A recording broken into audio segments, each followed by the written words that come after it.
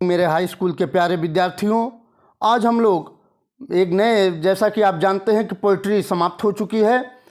अब हम आप लोगों को जो बचा हुआ शेष भाग है प्रोज में आकर के हम लोग चलते हैं। जो कक्षा 10 का प्रोज है वो चलते हैं हम 7वें लेसन पर, जिसका नाम है ग्लिम्पस ऑफ इंडिया, भारत की झलक। ग्लिम्पस में झलक होता है, इंडिया में भारत की झलक। इसमें 3 खंड आपको पढ़ने हैं। ग्लिम्पस ऑफ इंडिया में 3 खंड पढ़ने हैं, जिसका पहला खंड ये है, a baker from Goa. Goa के बेकरी में जो काम करते हैं बच्चों, उनको बेकर कहते हैं। जो आपको टोस्ट बनाते हैं, पाव रोटी बनाते हैं, डबल रोटी बनाते हैं, ये सब जो बेकर, इन्हीं को बेकर कहते हैं। तो गोवा के बेकर हैं, उन्हीं के बारे में ये लेखक चित्रण करता है। अच्छा, ये बेकर फ्रॉम गोवा के लेखक हैं लूसियो रोड्रिग्स। कौन है? लूसियो रोड्रिग्स हैं। ये एक महान प्रोफेसर हैं और कई यूनिवर्सिटियों में इन्होंने अपना कार्य किया है। मुंबई और गोवा जैसे विशेष यूनिवर्सिटियों में, विश्वविद्यालयों में इन्होंने अपना योगदान दिया है। इसमें यह कहा गया है कि जो लेखक है वह सोचता है अपने, जो वह चाइल्डहुड के दिनों को, अर्थात बचपन के दिनों को सोचता है कि किस तरह से हम लोग अपने, जब सुबह होती थी तो चाय में डुबो करके खाने के लिए डबल रोटी के जैसे ही कोई आता था तो ऐसे हम न तो हम तीथ धोते थे, अर्थात दांत को धुलते थे, न मुंह को साफ करते थे, और उसके पीछे बेकर अर्थात पाव रोटी या ब्रेड को लेने के लिए भाग जाते थे। तो उसी के बारे में कह रहा है ये स्टोरी, उसी के बारे में है। तो आइए इसके टेक्स्ट का अध्ययन करते हैं बच्चों। टेक्स्ट यहाँ से है, ग्लिम्पस ऑफ इंडिया। यह टेक्स्ट है, a baker from Goa. This is a pen portrait of traditional Goa village baker who still has an important place in his society. तो यहाँ पेन पोर्ट्रेट मतलब चित्रण होता है बच्चों, जो कलम से लिखा गया चित्र होता है, चित्रण।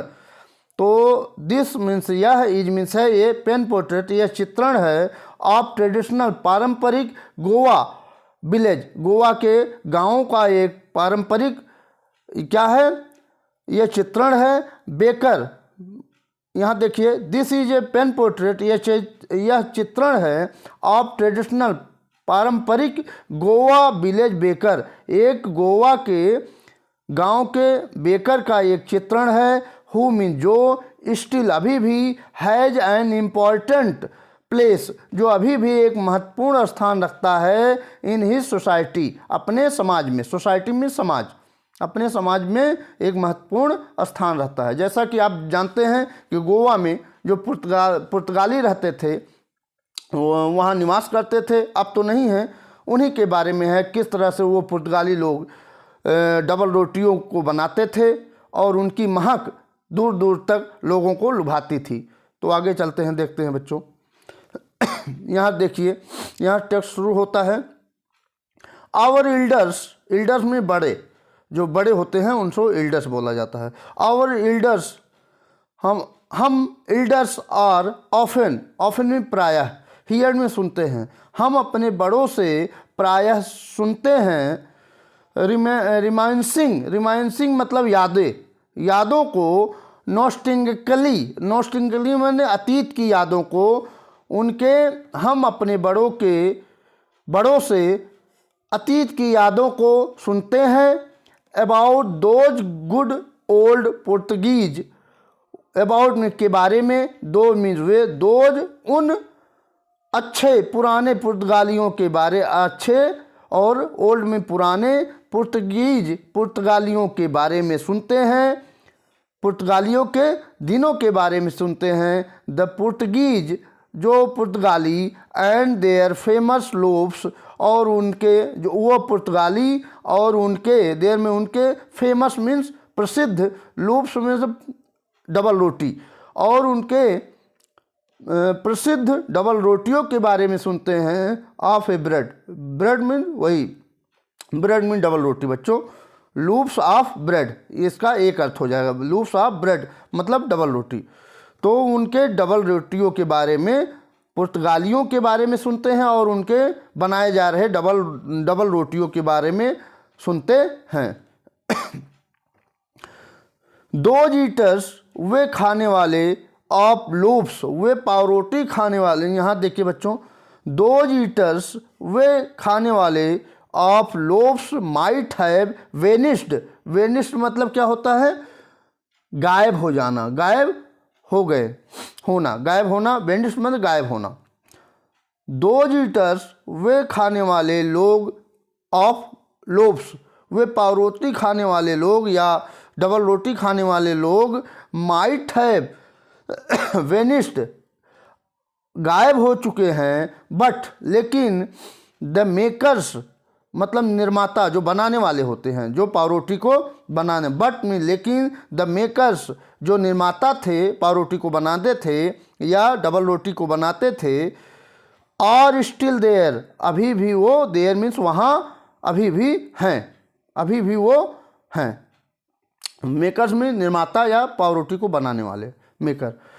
वी स्टिल हैव अमॉन्गेस्ट, वो वे, वी मीन्स हम, स्टिल अभी भी, हैव अमॉन्गेस्ट वो हमारे बीच में हैं, अस मीन्स हमारे, वे हमारे बीच में हैं, डैट मिक्सचर जो मिलाने वाले, अर्थात जब हम डबल रोटी को बनाते हैं तो उसको पहले आटे गूँथने वाले या आटा मिलाने वाले अन्य लोग रहते हैं, तो उसी को मिक्सचर जो मिलाने वाले होते हैं, तो वो लोग हमारे बीच में हैं जो आटों को गूँथते थे या आटों को मिलाते थे। द मॉडुलर्स, और मॉडुलर्स भी हैं हमारे, मॉडुलर्स मतलब आकार देने वाले, मॉडुलर्स मतलब वे मतलब आटों को मिलाने वाले भी लोग हैं, और मॉडुलर्स मतलब उनको रोटियों को, जो पावरोटियों को आकार देते थे, वह लोग भी हमारे भी उसमें वहाँ अभी भी देखे जा सकते हैं।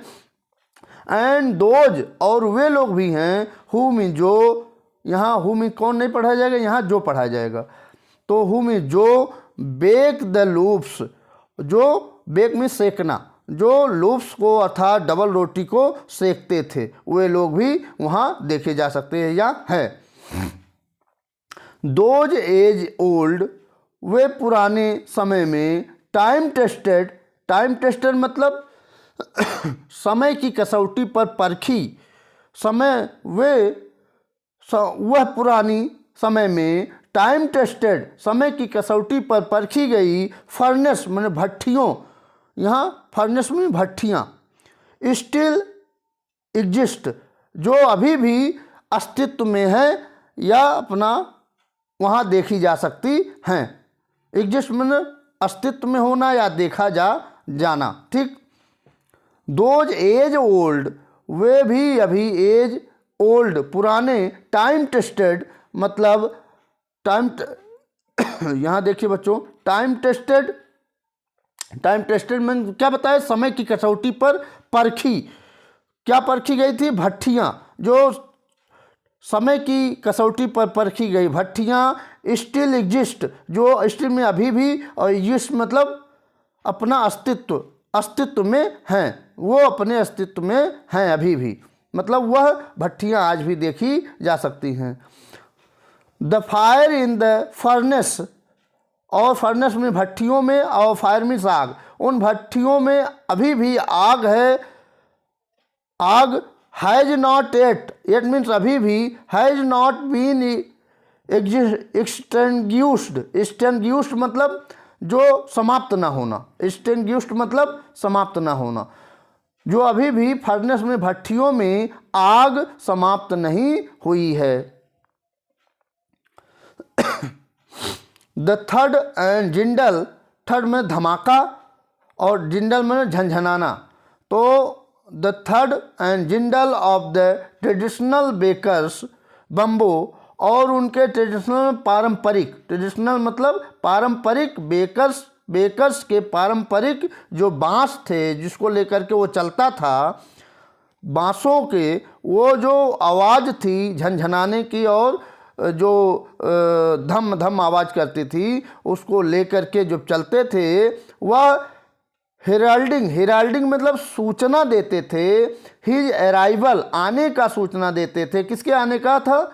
वो बेकर्स के आने की सूचना देते थे। अर्थात उनके प्रकार के एक विशेष प्रकार का बम्बू का बांस का एक विशेष प्रकार का डंडा बनाए होते थे जो ज़मीन पर पीटते थे और उससे शोर होता था। शोर सुन करके लोग इकट्ठा होते थे। अराइवल आने की सूचना देते थे इन द मॉर्निंग सुबह में जब वो अपना बम्बू का बांस ये जिंडल मतलब आवाज़ करते थे झनझनाहट की, तो लोग इकट्ठा हो जाते थे। कैन स्टिल बी हियर्ड तो आज भी सुना जा सकता है इन सम प्लेसेस कुछ स्थानों पर। उसकी आवाज़ आज भी वहाँ कुछ स्थानों पर सुनी जा सकती है। मे बी हो सकता है the father is not alive कि उनके फादर अर्थात पिता न जिंदा हों, बट द सन स्टिल लेकिन उनके बेटे स्टिल अभी भी कैरीड ऑन मतलब जारी रखना, कैरीड ऑन जारी रखे हुए हैं द फैमिली प्रोफेशन परिवार के व्यवसाय को अभी भी उनके पुत्र जारी रखे हुए हैं। These bakers are even today these bakers वे बेकर्स बेकरी में काम करने वाले आर मीन्स हैं इवन टूडे आज भी नोन मीन जाने जाते हैं एज पेडर इन गोवा के पेडर के रूप में आज भी वहाँ वे लोग पेडर के रूप नाम से जाने जाते हैं। यह है बच्चों आपका डबल रोटी जिसको आप देख सकते हैं जो गोवा के जो पुर्तगाली थे इसका वो बनाते थे और वहीं बेचते थे। खूब इनका जो धंधा था वो अच्छा चल रहा था, उससे वो अपना जीविकोपार्जन करते रहते थे। During our childhood in Goa में अपने बचपन के दौरान, चाइल्डहुड में बचपन और ड्यूरिंग में दौरान और मीन्स हमारे गोवा में हमारे बचपन के दौरान the baker used to be our friend कि बेकर हमारा दोस्त है। Baker used to be our friend हमारा दोस्त है, कंपेनियन हमारा साथी है, एंड गाइड और हमारे मार्गदर्शक ये हैं या हुआ करते थे। During the childhood in Goa में हमारे बचपन के दौरान the baker used to be our friend हमारे मित्र हुआ करते थे, कंपेनियन हमारे साथी हुआ करते थे, एंड गाइड और हमारे मार्गदर्शक हुआ करते थे।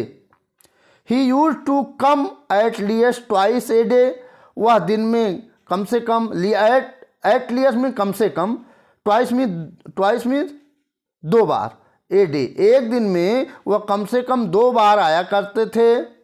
वंस एक बार, व्हेन में जब, he set out in the morning on his selling round जब वह बेचने के चक्कर लगाने वो पहले आता था, जब बाहर वो आता था तब वो एक बार आ जाता था, और देन मीन तब अगेन दोबारा जब वो आता था, दोबारा कब आता था? व्हेन मीन जब, ही रिटर्न्ड जब वो वापस होता था, आफ्टर इम्पटिंग खाली करके हिज ह्यूग बास्केट, ह्यूग में विशाल और बास्केट में टोकरी, तो जब वो अपने विशाल टोकरी में डबल रोटियों को खाली करके अर्थात बेच करके जब वो वापस आता था तब वो दोबारा आता था मिलने के लिए।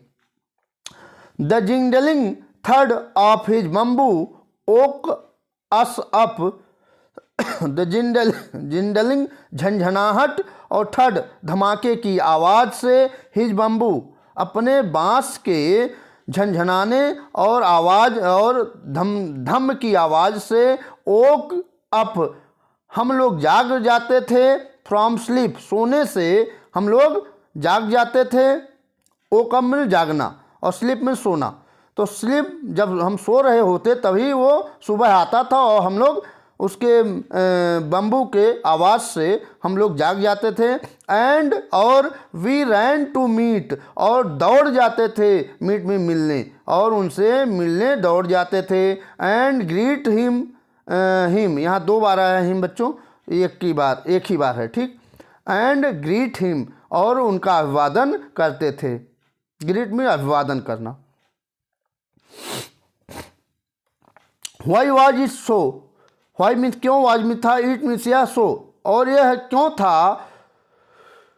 Was it for the love of the loaves, क्या यह उन पावरोटियों का प्रेम था। व्हाट मीन्स क्या, वाज यहाँ वाज पहले लग गया है, तो ये कौन सा सेंटेंस हो जाएगा, तो ये प्रश्नवाचक शब्द हो जाएगा बच्चों, प्रश्नवाचक वाक्य हो जाएगा, प्रश्नवाचक वाक्य हो जाएगा, इंट्रोगेटिव सेंटेंस हो जाएगा। तो was it for the love of the loaves, क्या यह, लोव्स मतलब डबल रोटी और लव मतलब प्रेम, तो क्या यह उन पावरोटी या डबल रोटियों का प्रेम था। नॉट एट ऑल, बिल्कुल भी नहीं।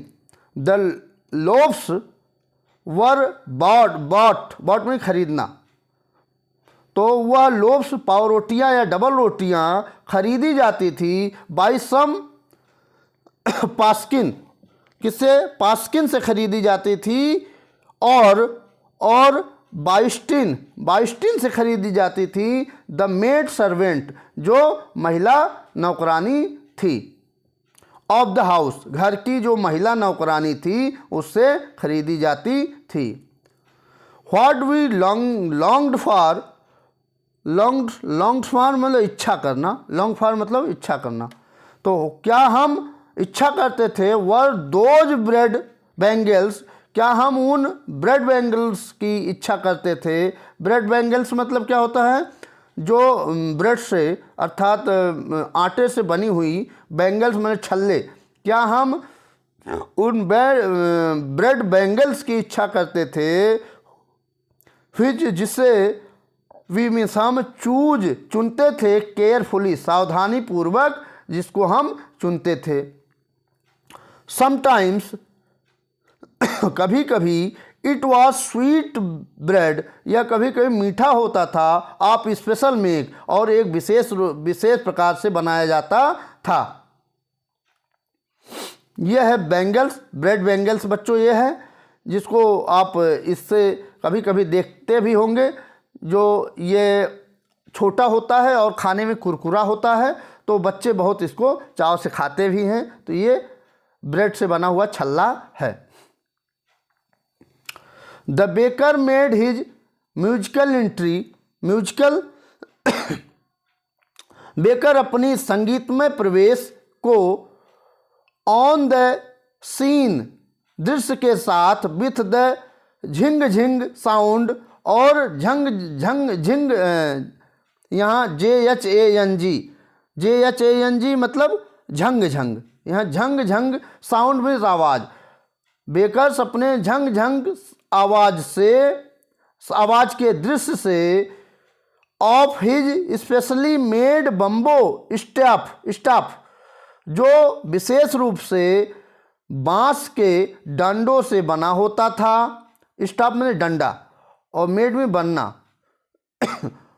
वन हैंड, एक हाथ से, सपोर्टेड सहारा देता था, the basket on his head, जो बास्केट को सहारा देता था, अर्थात टोकरी को सहारा देता था, ऑन हिज हेड अपने सर पर, एंड द अदर्स बैंग्ड और दूसरे डंडे से, the bamboo on the ground, और यहाँ बैंग्ड मतलब प्रहार करना, the bamboo on the ground, और दूसरे से वह बांस से बनी हुई जो उसके पास डंडा था उससे वो ग्राउंड पर, यहाँ बैंड में पटकना, ठीक, और वो ग्राउंड पर क्या करता था, पटकता था। बैंग्ड मतलब पटकना, और बम्बू में बांस, ऑन द ग्राउंड जमीन पर वो दूसरे एक हाथ से वो अपनी टोकरी को सहारा दे दिया रहता था, और दूसरे हाथ से बच्चों, जो दूसरे हाथ से वो बांस से बनी हुई जो विशेष प्रकार की डंडों की आवाज़ थी, जिसे झंग झंग की आवाज़ आती थी, झनकार की आवाज़ आती थी, वह जमीन पर पटकता था।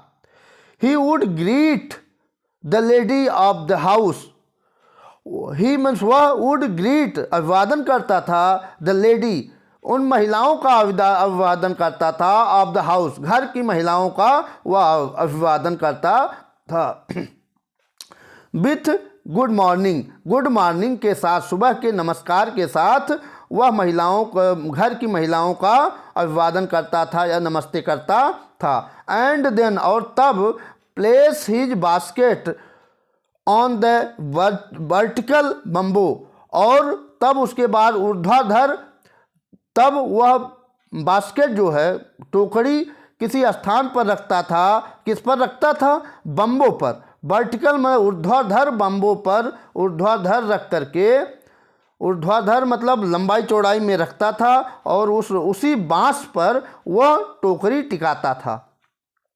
वी किड्स हम बच्चे वुड बी पुश्ड ढकेल दिए जाते थे ए साइड एक तरफ पुश में ढकेल दिए जाते थे with A mild rebuke mild हल्की फुल्की डांट फटकार। यहाँ रिब्यूक में डांट फटकार और माइल्ड मतलब हल्की फुल्की डांट फटकार के साथ हम लोग एक तरफ ढकेल दिए जाते। एंड द लोब्स और वो पावरोटी वुड बी डिलीवर्ड और वह पावरोटी या डबल रोटी वितरित कर दी जाती थी। डिलीवर्ड में वितरित करना। टू द सर्वेंट नौकर को वितरित कर दी जाती थी। But we have not given up लेकिन हम सहारा नहीं छोड़े। हम उसके लिए हमेशा तत्पर रहे। गिव अप नहीं हुए, उसको छोड़े नहीं, आसरा छोड़े नहीं। वी वुड क्लाइंब हम चढ़ जाते थे। क्लाइंब में चढ़ना। हम चढ़ जाते थे एक बेंच पर चढ़ जाते थे। और द पारपेट में दीवार या दीवार पर चढ़ जाते थे। एंड पीप और पीप में झांकना और वहाँ से झांकते इनटू द बास्केट में झांकते टोकरी में वहीं से झांकते थे।